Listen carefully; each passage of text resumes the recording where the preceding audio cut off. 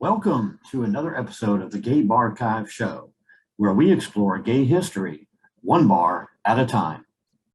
I'm your host, Art Smith, and our guest today is Rick Arner, who'll be telling us about his experiences at Pier 9 and the Lost and Found in our nation's capital, Washington, D.C. Welcome to the show, Rick. Hey, Art, thanks. Welcome to my home. I see your bodyguard's keeping an eye out for you over your shoulder there. Yeah, I just hope he doesn't get vocal. That's Troy. So I understand that you have a pretty long history with the gay bars in Washington, D.C., dating back to about 1970. And one of the bars we've discussed before, I've discussed with in other interviews, was known as the Pier.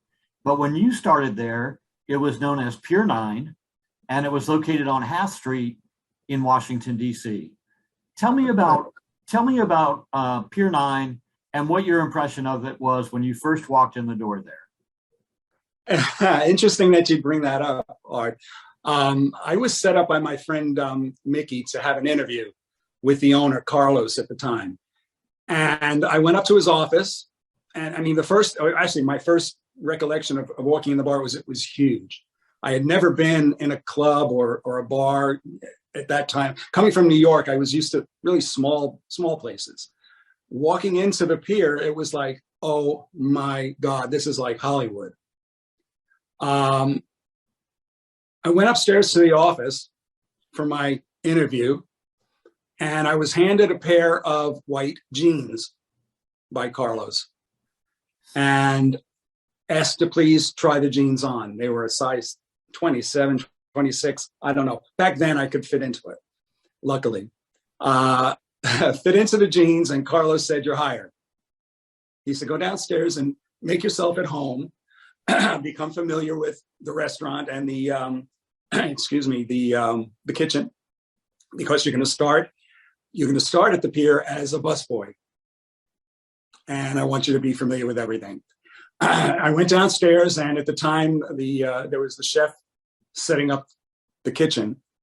His name is Joe, and quite a character. I loved him. God, I loved him to death. May he rest in peace. And I started then as a busboy in the dining room. The dining room was kind of small. It could be expanded. It overlooked the dance floor. And it could be expanded onto the dance floor depending on the crowd, which we did quite a bit on weekends, obviously. The menu was extensive. I was amazed. I said, "This can't be a bar menu." And it was. I mean, everything, cordon bleus, filet mignons, you name it. Joe cooked it, and cooked it well. And that really was my first experience with the Pier 9. So the menu there was a little bit more upscale than what I would have expected. I don't know why, but in my head, I envisioned something more like typical bar food, like, burgers and fried chicken or whatever, that kind of stuff. But that's what I expected, and it was nothing like that. Did you get a big dinner crowd there? Was it popular as a restaurant, or was it mostly focused on the bar aspect of it? On the weekends, it was the restaurant. It started early in the evening on Fridays, excuse me, and expanded into till around 9:30, 10 o'clock when the actual bar crowd showed up for dancing. Now, I know from previous conversations I've had about the Pier that some years later, I think 6 or 7 years after you started there, the Pier had a big makeover and had all kinds of fancy lighting and audio and everything installed, and became a veritable disco. I mean, it was the dance bar, the music club in the area. What was it like when you were there in the early 70s? Was it still pretty impressive as far as the audio was concerned and the environment, or was it a little bit less polished? It was polished. It was impressive to me. a young kid. It was 19, 20 years old. And it was my typical disco bar. I mean, it had the disco balls. It had fantastic music. It had sound, a state-of-the-art sound system. So even back then, the sound system was quite elaborate, and the light show. What was the clientele like? Who did it attract mostly? At that point, it was mostly a younger crowd, except the dinner crowd was middle-aged, Capitol Hill office crowd, as well as your typical gay club crowd. I would say in their 30s, some in their 40s, but the dance club part of it catered to a younger crowd. Nowadays, some of us wouldn't exactly consider 30 years old middle-aged. But 73 here, so it's like, no, I hear you. It's funny how your perspective change over time. When you're Absolutely. 20 years old, somebody who's 30 is ancient. And Whoever thought? Yeah. Right? Whoever thought? So the original logo for Pier 9 was kind of a cool graphic, looked like a life preserver with a gigantic arrow coming out of it, very phallic. What was the reason for the name Pier 9? Why was it called Pier 9? Do you know? I really don't know. I mean, my only experience with the pier or the pier situation was from back in New York, down on the docks, back in the day. Was it actually on the water? Was there actually any kind of dock or pier outside the bar, or? Well, I'm trying to think now. Were we on the Potomac? I think we were close to it. Terrible neighborhood, absolutely terrible neighborhood. So I never ventured off to see what was around me, other than warehouse. It was a warehouse district. Right. Which was common at that time. Back in the 70s, a Oh, lot yeah. of the gay bars were in industrial or commercial districts. They were off the beaten path. They were not on main streets with public-facing windows. They were kind of discreet. Now, this building was not particularly discreet. You would see it driving down Half Street. It was right there. But Exactly. and I understand it was a pretty popular place. It lasted, how long? Do you know how long it lasted? It was there for quite a while. It was there for what seemed forever. It was there when I left the Lost and Found in some way, shape, or form. I don't recall. It was probably Ziegfeld's at the time. I'm not sure though. So after, But it was there for quite a while. I mean, it changed clientele. It went through a lot of iterations of clientele. Gosh, I don't actually recall how long it had been. I know when I left when I left Lost and Found, I'm pretty sure the pier was still there. Yeah, because we kept going back and forth. The staff, when we got off, we would go down to the pier to dance, and then come back to the Lost and Found to dance. So yeah, it was still there 15 years in. now you just mentioned the Lost and Found, and that opened after you started at the pier. It wasn't open when you started at the pier, I don't think. No, it wasn't. It opened about 2 years in. What inspired And, you? What inspired you to move from the pier to Lost and Found? What was the attraction? The person who was the maitre d' at the time at the pier, I think his name was Gus, suggested I go down to the Lost and Found and interview for their dining room. Back then, let me tell you, Art, we made very good money. So to change places of employment took a lot of convincing on their part. And when I say back then we made a lot of money, it was close to $300 a week. And that was mostly weekend tips. And for a young kid, that was a lot. Yeah, especially in 1972 or whatever. Absolutely. So Gus suggested I go down, and I went down and I interviewed with, who was it at the time? Actually, Gus went down also as maitre d'. and he hired me to work at the Lost and Found. He brought most of the staff over from the pier. Joe Garrison, who was the chef at the time. I don't know if I can mention last names. May he rest in peace. But he brought a lot of us over with him. And then it changed ownership. The pier changed ownership. And interesting, because the gentleman who owned the Lost and Found bought out the pier. Don Culver, Bill Bickford at the time. Bought an intro, actually bought, I believe they bought out the pier. So they ran both clubs. Different clients. I've heard that before. Yeah. And just to put it in perspective for people who don't do the math or weren't around in 1970, if you were to adjust $300 a week for inflation to $2022, it would be the equivalent of about $2,000. Exactly. So for people who are sitting there going $300 a week, I can make that at McDonald's. No, this is the equivalent of making $100,000 a year today, primarily coming from income on the weekends from working at a restaurant in a gay bar.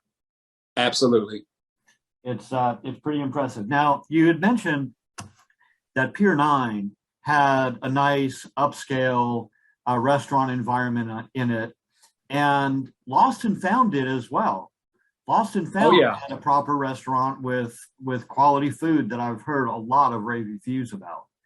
Yes, it was. I mean, the chefs were former chefs that were brought in from the Culinary Institute. It was they had very impressive backgrounds.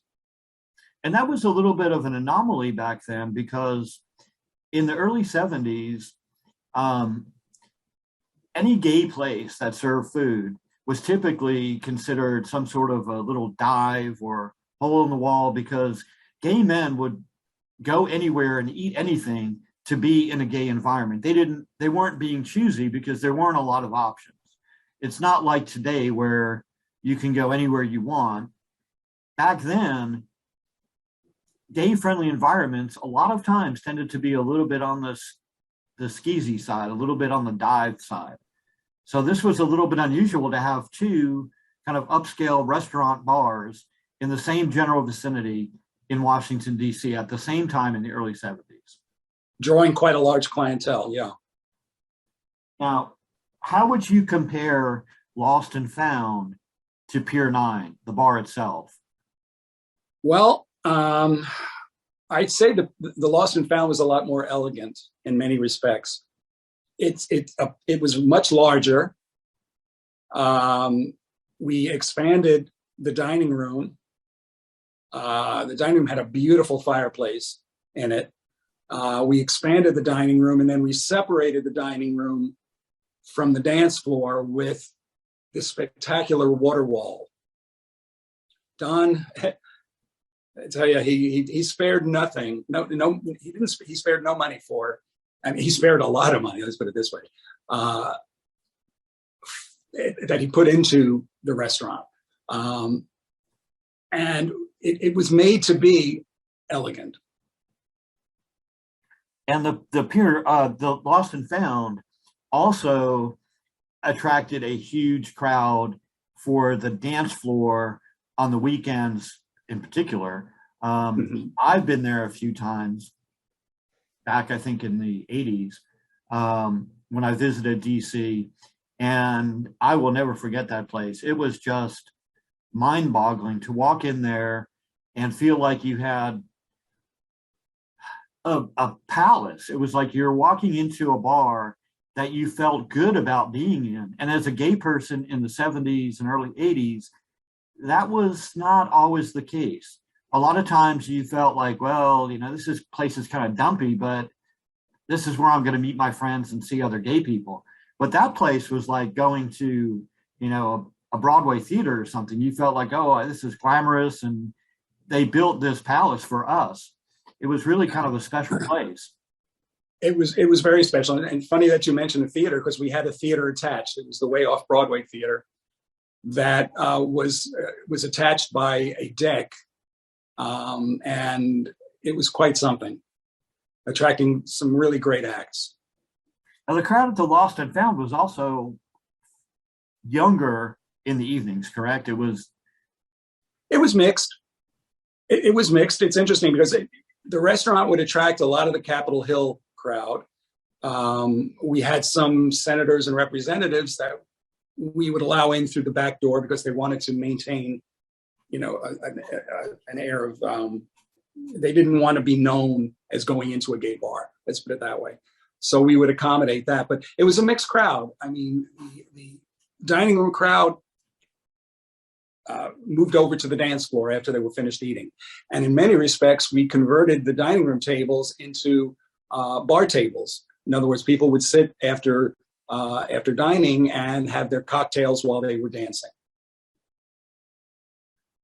very cool.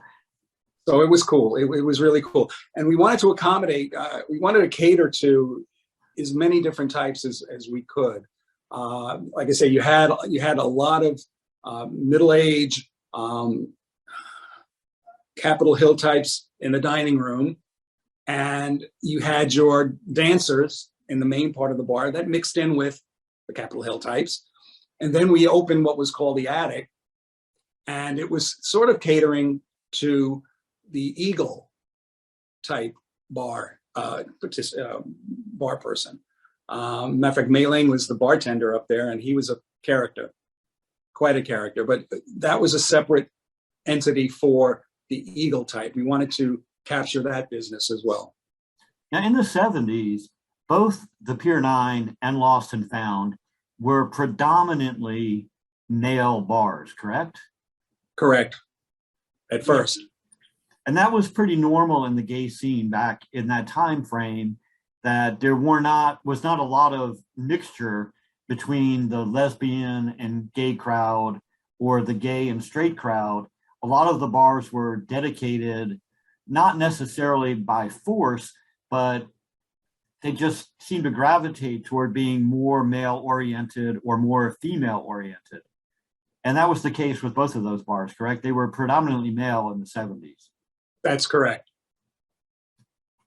Now, you stayed at Lost and Found for 15 years. So you were there into the late 80s. Yeah.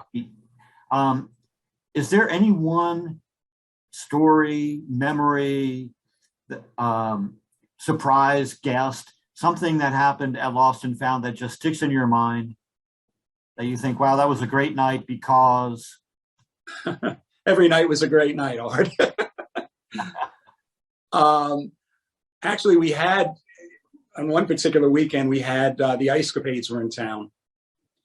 And right after their last show, they would all come down to the Lost and Found to party and dance. I met, at the time, my boyfriend, who was a skater from Ice Capades. And that was memorable to me. Also because I would spend, a lot of weekends when I may have been off, I purchased tickets to join him when the show went to the West Coast, to the Midwest, wherever it went. I was like a Trekkie. And then I would come back home to the Lost and Found. I can understand that. I've met and dated a couple of ice skaters in my decades of gay experience. And historically speaking, as a generality, they have incredible legs and butts. That's all I'm going to say. You got it. That's right. Yeah, that's right. But I'll have to tell you, Art, the Lost and Found and even the Pier, but for me, mainly the Lost and Found was very family. The people I work with were family to me.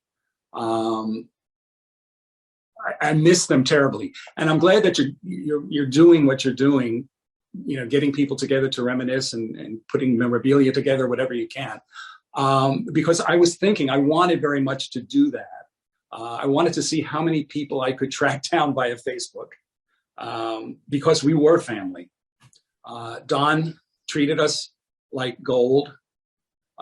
Bill as well, Bill Bickford as well. We were like their kids.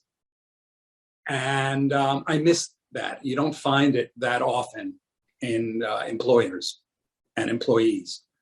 Luckily, I found a few people recently via Facebook, and it's been great reminiscing with them. Yeah, I remember my first gay bar experience was in '77, and not too far from where you are. It was in Baltimore at the Hippo.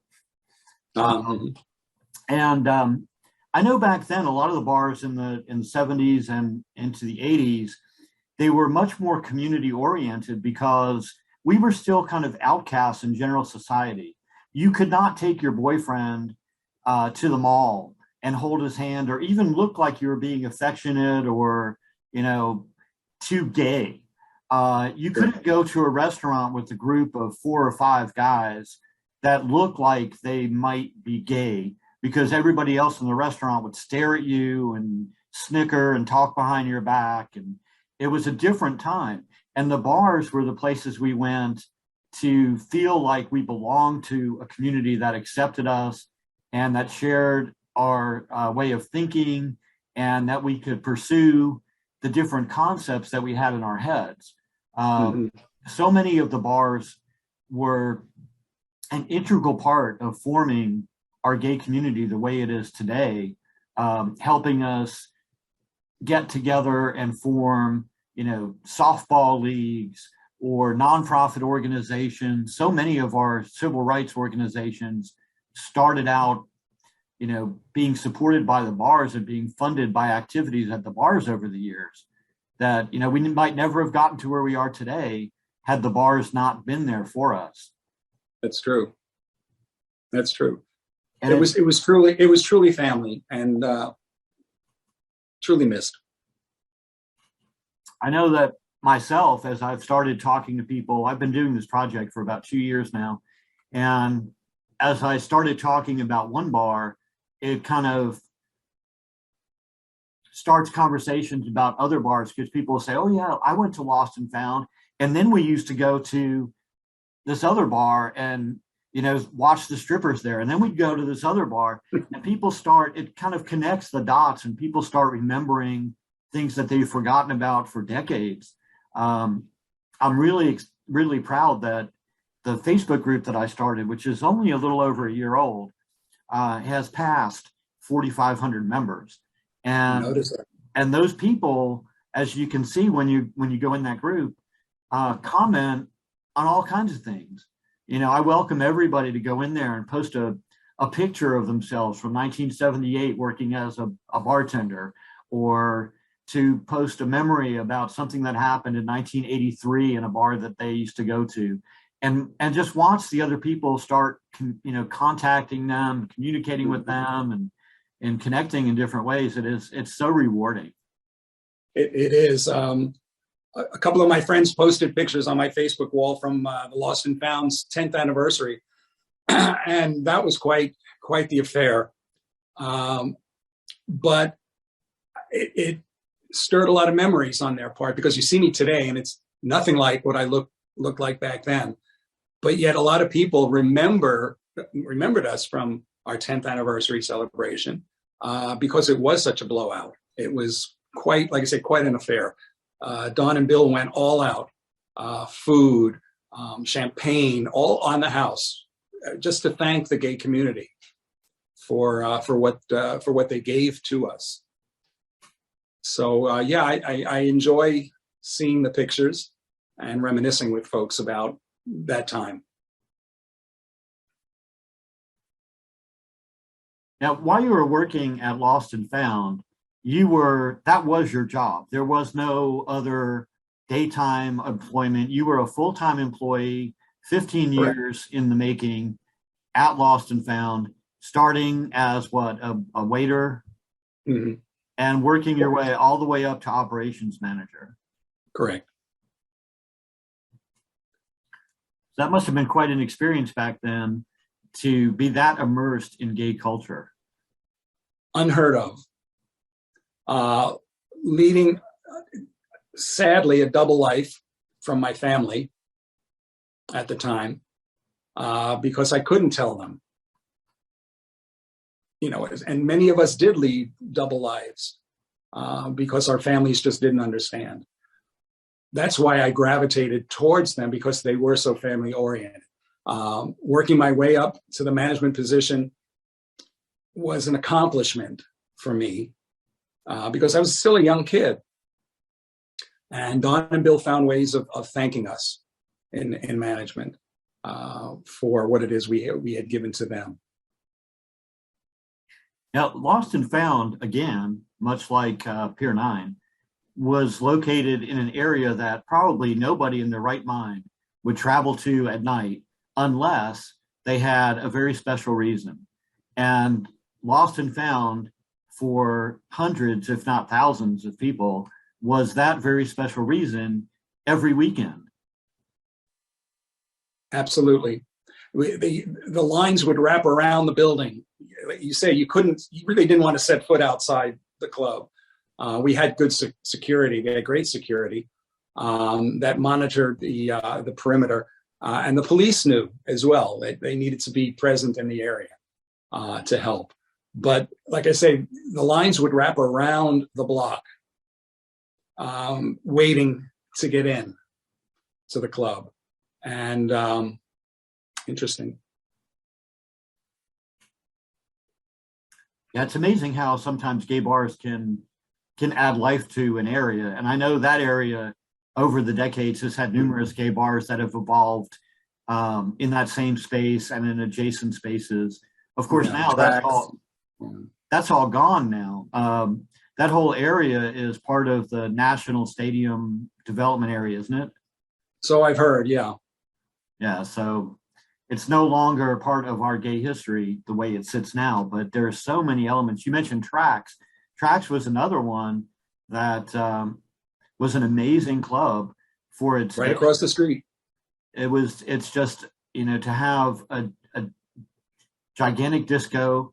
Trax had the advantage, and it probably hurt Lost and Found's business a little bit, because Trax had the advantage of being known nationally through its other locations. I think there might have been one in Miami at one point. I know there was one here in Tampa, and the original one was in Denver, which is still operating.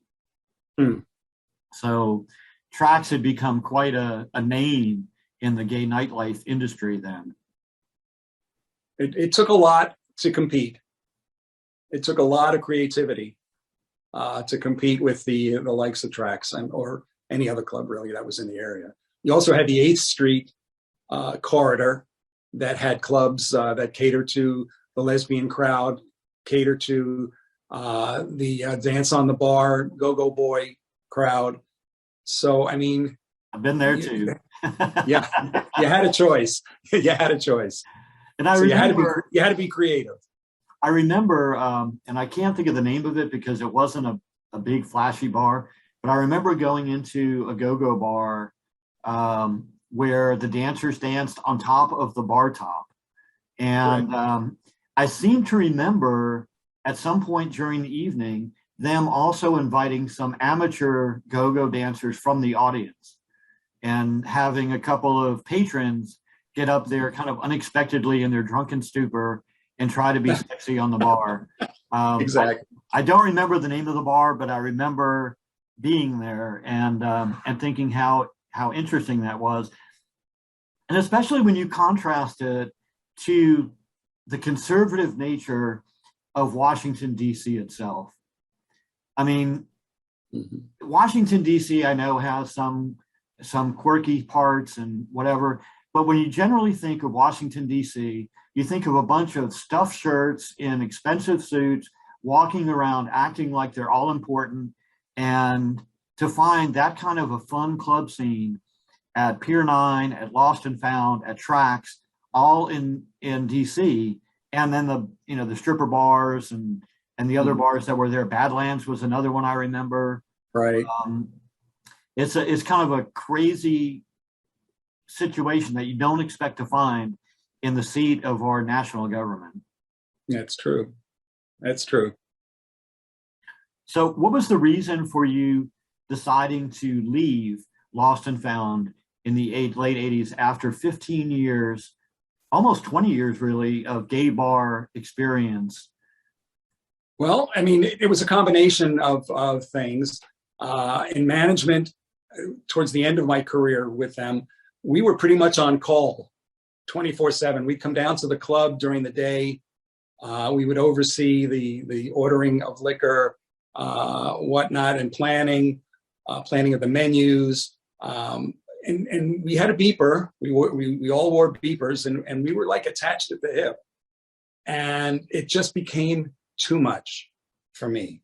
I like I say, I experienced a sense of burnout. I to this day remember going in to the office and telling Bill at the time in tears, please don't hold me to this, but I can't give you notice. I have to leave. I just have to leave. And he said, I understand. I understand. If there's anything you need, you let us know. And that was it. And that was Bill Bickford you told that to? Correct. And he's still around, isn't he? Yeah, Bill's out in the Midwest living happily with his family. I recommended that he might want to do an interview with you. He told me he came across a bunch of pictures from when we built the deck in between the theater and the bar. It was a beautiful deck, wooden deck. And he came across a bunch of pictures from the 10th anniversary party, as well as the deck. And I said, well, Bill, send them to me or send them to Art. And he laughed and he said, this old fart? He said, I don't know how. I'm not that savvy. I don't know how to send pictures. I don't know how to do it. So I kind of try to tell him, how to do it. And hopefully, if you can do it, hopefully he'll be able to figure out Zoom. I don't know. But he was a doll. And Don was like, oh my God, Don, I wish he were alive today. I mean, may he rest in peace.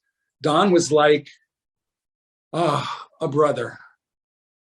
And there wasn't anything he wouldn't do for you. And likewise, you wouldn't do for him. So leaving was like leaving my brother and leaving a part of my heart behind. And that hurt.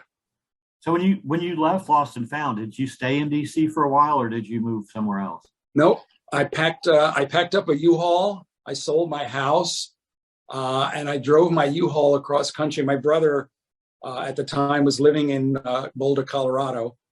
And so my lover at the time and I went cross country and set up shop in Boulder for a while. I went into the mountains, I yelled, I screamed, I lost a little bit of weight, which I needed to do. I wish I could do that now. But I needed to vent. I needed to just, get some fresh air, clear my head. And so I did that and ultimately was led to an interview with American Airlines. So I went to work for them for close to 30 years. Well, that gave you an opportunity to travel at low expense. Absolutely. Absolutely. Yeah. After you left Lost and Found, did you just avoid the gay bar scene completely, or did you still occasionally go to a gay bar somewhere? Totally avoided it. So because, basically you on your days off, you spent, when I was working at the Lost and Found at the period, you spent your days off at the bar. Right. And, that's the last place I wanted to go to really, on my free time. So I, at the time, totally cut myself off from the gay scene. And then, like I said, that's why I needed to get out of Washington and went cross country to Colorado, where it was easy to get away from the gay scene. Is there anything you miss about it? About the gay bar scene? Everything. Now, looking back on it, I miss the people. I miss the people and the friendships that were made. That's why I started looking for these folks again, hoping that I would find them. And that's what I would miss. Well, hopefully when we post the final version of this interview, some other people will see it and reach out, comment on it and say, oh, I remember him, and maybe you'll connect with a few more, because that's what my whole project is about. It's about, bringing back the memories and preserving the stories about all these places that 10, 20, 30 years from now, there'll just be a footnote somewhere. Nobody will know, what Lost and Found was, or who the people were that were involved with it. And to me, that's kind of a sad state of affairs, because there are hundreds and hundreds of books that you can find about, gay politics. Mm-hmm. But the bars that were the core of our community, a lot of people have just ignored them, and they just become somebody's memory. And when that somebody is no longer around to tell that story, that memory is going to be gone forever. So that's kind of why I want to do this and get as many of the different stories as I can into into the internet. Well, bless you for that. It's sorely needed. Well, I'm happy to do it. And I've just recently discovered that one of our very supportive gay liquor brands, Stoli, who has done a lot of big events in the last decade or so, supporting and embracing the gay community, is actually launching a campaign that involves preserving gay history. So I'm really glad that somebody like that, some corporate, large company with some influence, is getting behind this. And I think we'll be seeing a lot more information coming out about, gay bar history. Obviously, being an alcoholic beverage company, that's an important part of their, their contribution to history is what the bars have done. And so I'm really excited to be talking to them about it as well. And hopefully that will bring this even to a larger platform and a bigger audience. Hopefully that's what's needed. Well, I really appreciate you taking the time to tell us some of the stories from Pier 9 and Lost and Found and your history with the gay bar industry in Washington, D.C., because that's something that, everybody needs to have access to, be able to learn about. And I appreciate you being able to give us those memories. Thank you very much, Art. And I appreciate you giving me the opportunity. That concludes another episode of the Gay Barchive Show. For more information about this episode or to find more episodes, visit gaybarchives.com.